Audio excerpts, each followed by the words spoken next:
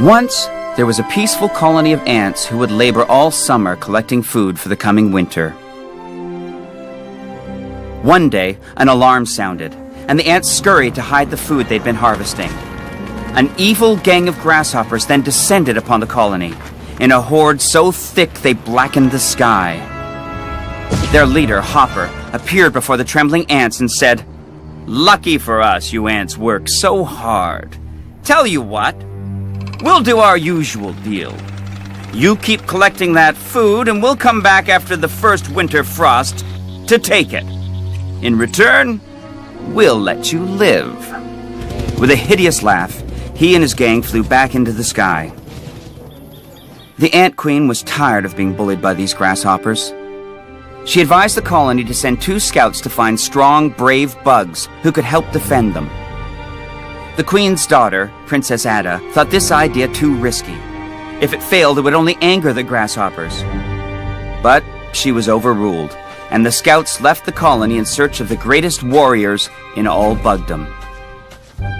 They went to Bug City, where P.T. Flea's circus happened to be in town. Red, the ringmaster, soaked up the spotlight and announced the performers.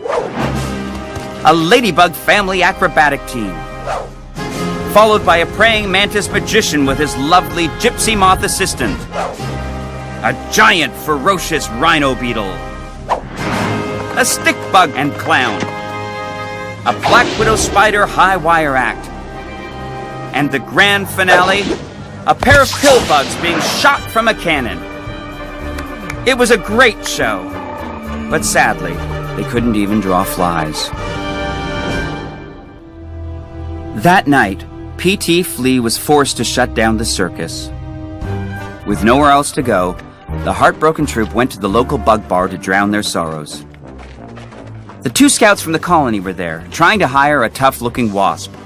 Red listened in, and then rushed back to tell the others. "These ants want to hire a team of warriors to protect their colony from a gang of grasshoppers," he said. "We could pose as those warriors." That didn't sound like a good idea to his friends. They were performers, not fighters. So Red said, "We don't have to fight anybody. After we're fat and well-rested, we'll hightail it out of there before the grasshoppers return." Having no other options, the troupe reluctantly agreed to Red's idea.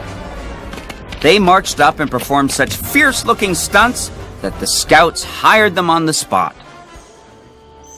Back at the anthill, the troupe arrived to a hero's welcome.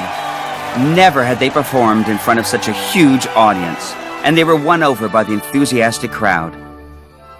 The only one who wasn't excited to see them was Princess Ada.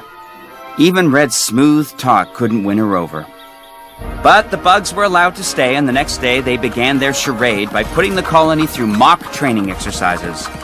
The poor ants sincerely believed that they were being trained by professional warriors. But as time passed, the troupe grew fond of their ant comrades, impressed with their sense of community and hard work. And once she saw the effect that Red and his friends had on her colony, Princess Ada softened. In fact, her animosity slowly turned into adoration, and Red, against his better judgment, found himself falling thorax over abdomen in love. Weeks turned into months, and before anyone knew it, autumn had come to a close. One morning, the circus bugs awoke to the first frost of winter. Red knew this meant Hopper and his gang would return at any moment. Much as they hated to leave their new friends, the troupe gathered their belongings and tiptoed to the front gate. But they were too late. The frightening buzz of the grasshoppers came roaring over the field. Hopper appeared out of nowhere, stopping the circus bugs in their tracks. "Well, who do we have here?" he said. Before Red could answer, one of the ants yelled, "They're the bugs that are gonna kick your butt, Hopper!" Red wanted to look brave in front of Princess Ada, so instead of begging for his life, he said, "That's right, Hoppity. And don't think it's just us you have to get past. You've got an entire army of ants to reckon with."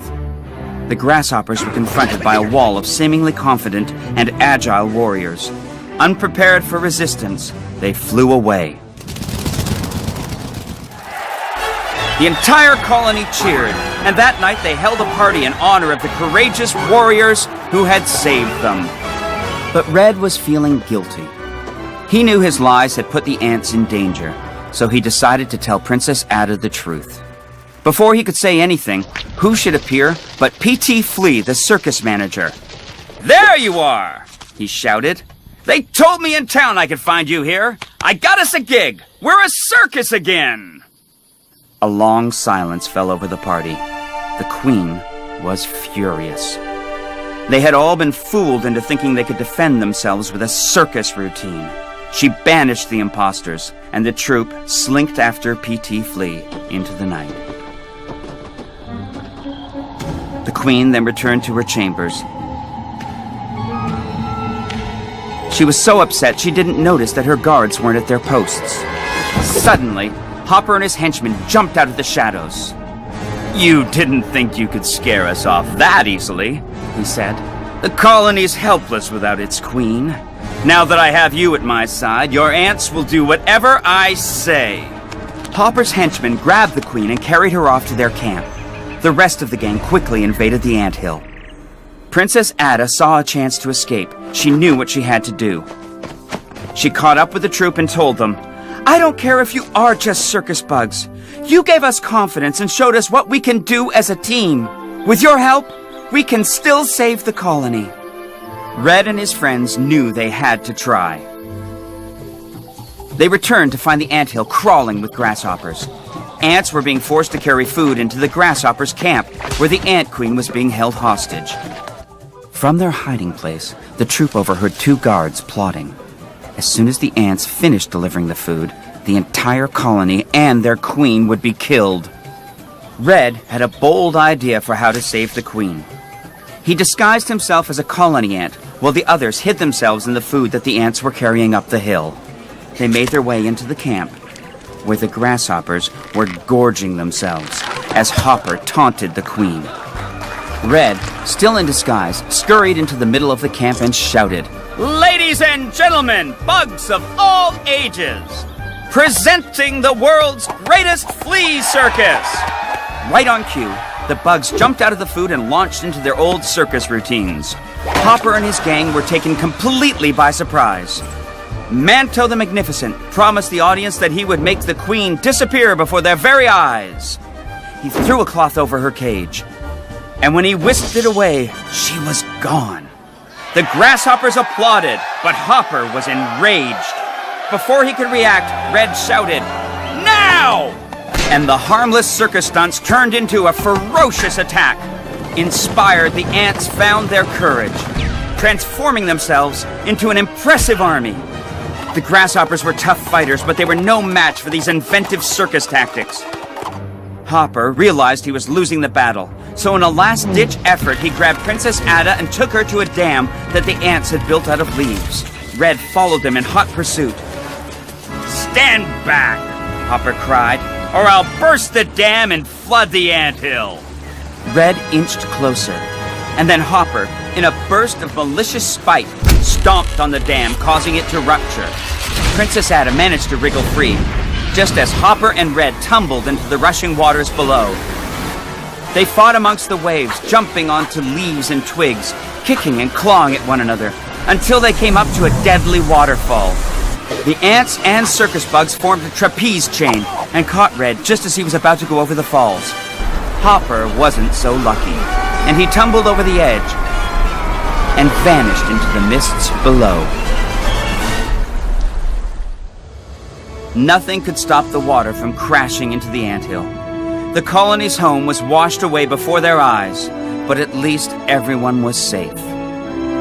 Further downstream, the bugs fished a battered Hopper out of the water and locked him up in the Ant Queen's cage. The next morning, the ants immediately broke ground on a new anthill and retrieved their food from the grasshoppers' camp. They had plenty for the winter.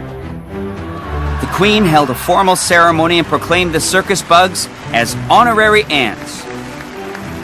Princess Ada and Red then gave the colony a happy surprise by announcing their engagement. The ceremony concluded with a one-gun salute as Hopper was shot out of the circus cannon high into the air, far off beyond the horizon, and was never heard from again.